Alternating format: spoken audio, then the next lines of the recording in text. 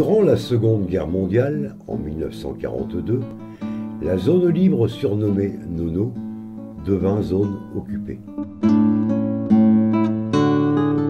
L'hôtel des Thermes des Vaux-les-Bains va devenir un camp d'internement le 26 novembre 1942.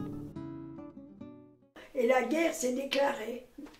Mon père est parti à la guerre, alors ma foi, je suis restée là.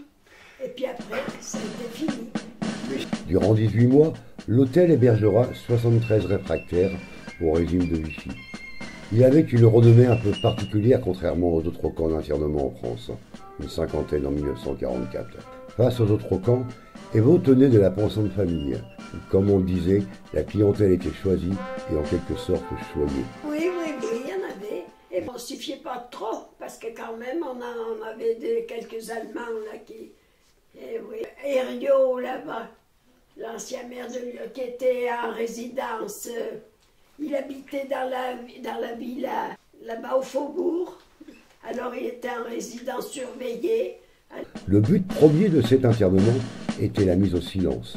En effet, les principaux internés étaient des personnalités politiques de haut rang de l'époque, comme Édouard Herriot, le général Doyen et le Tchakamoula. Oui, puis les soirs on avait le couvre-feu à 9 h. Alors il fallait pas de lumière dans les rues du tout. On mettait des papiers entre les journaux, entre les volets, pour pas faire le...